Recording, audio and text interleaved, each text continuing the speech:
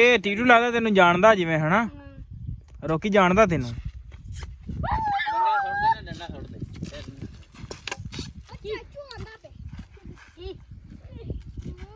ਇਹ ਲੱਗਦਾ ਤੁਹਾਨੂੰ ਜਾਣਦਾ ਜਿਵੇਂ ਹਨਾ। ਜਾਂਦਾ ਹੈ ਕਿੱਥੋਂ ਦੂਰ ਪਾਈ ਗਿਆ ਹੈ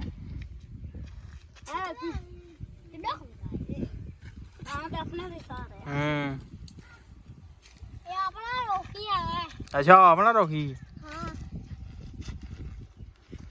ਆਓ ਜੀ ਕੱਢਦੇ ਆ ਮੱਝਾਂ ਬਾਹਰ ਚਰਾਈ ਵਾਸਤੇ ਕੱਢਦੇ ਆ ਇਹਨਾਂ ਨੂੰ।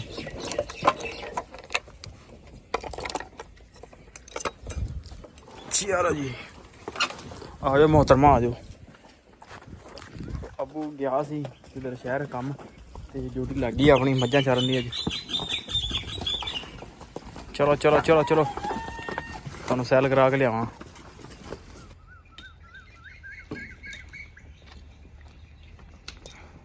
ਸ਼ਾਮ ਹੋ ਗਈ ਜਨਾਬ ਪੱਠੇ ਵੜਦੇ ਪੱਠੇ।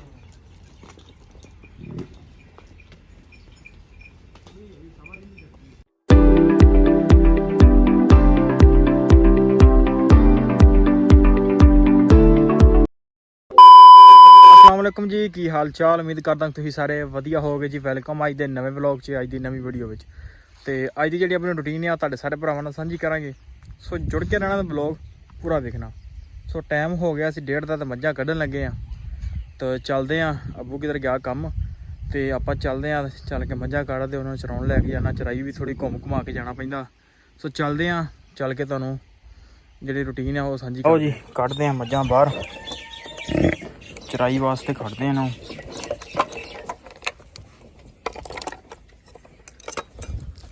चलो जी आ जाओ मोहतरमा आ जाओ। अब्बू गया सी किधर शहर काम ते ड्यूटी लग गई अपनी मੱਝਾਂ चारन दी अज।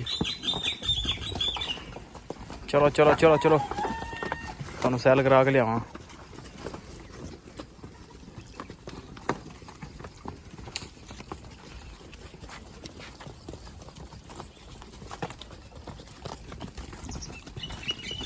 ਮੁੰਡਿਆਂ ਨੂੰ ਕਰਤਾ ਤਿਆਰ ਨਾਲ ਚੱਲੇ ਮੱਝਾਂ ਲੈ ਕੇ।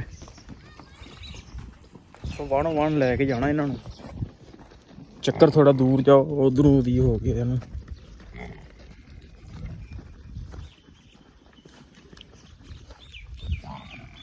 ਇਹ ਟੀਟੂ ਲੱਗਦਾ ਤੈਨੂੰ ਜਾਣਦਾ ਜਿਵੇਂ ਹਨਾ।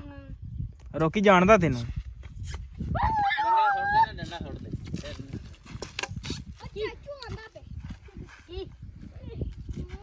ਇਹ ਲੱਗਦਾ ਤੁਹਾਨੂੰ ਜਾਣਦਾ ਜਿਵੇਂ ਹਨਾ। ਜਾਂਦਾ ਹੈ ਕਿੱਥੋਂ ਦੂਰ ਪਾਈ ਗਿਆ ਹੈ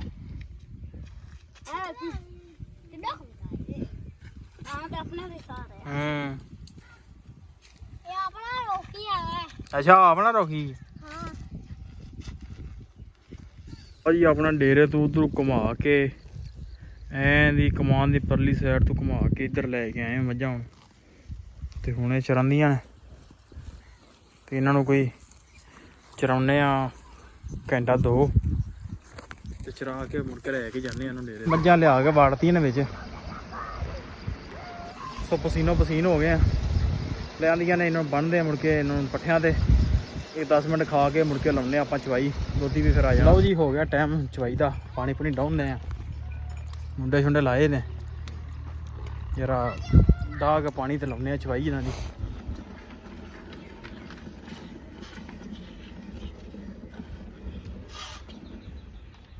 ਲਓ ਜੀ ਚਵਾਈ ਆਪਣੀ ਹੋ ਗਈ। ਆਖਰੀ ਮੱਝ ਰਹਿ ਗਈ। ਦੁੱਧ ਲੈ ਕੇ ਚਲਾ ਗਿਆ ਘਰ ਦੀ ਮੱਝਾਂ ਨਾਲ।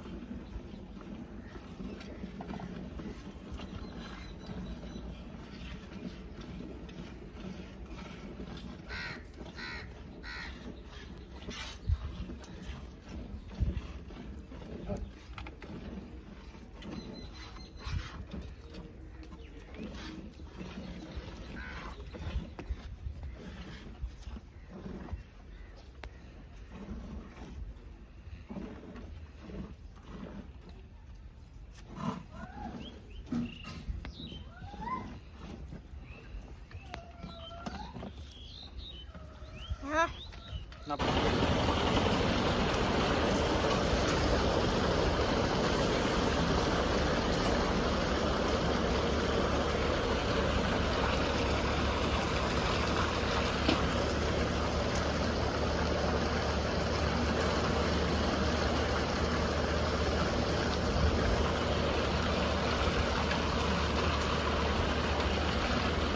ਛੋਟੇ ਜਾ ਰਹਿ ਗਏ ਉਹਨਾਂ ਨੂੰ ਪਾਣੀ ਪਾਉਣਾ। ਪਾਣੀ ਪਾ ਲਿਆ ਤੇ ਦੋ ਦੇ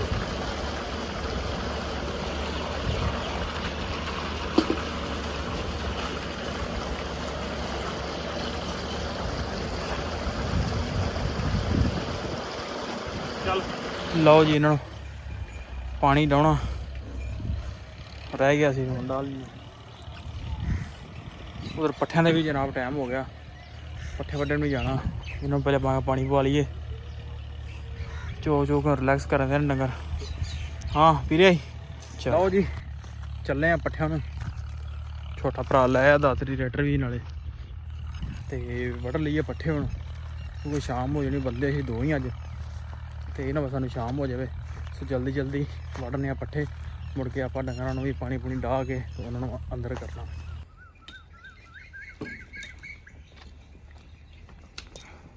ਸ਼ਾਮ ਹੋ ਗਈ ਜਨਾਬ, ਪੱਠੇ ਵੱਢਦੇ ਪੱਠੇ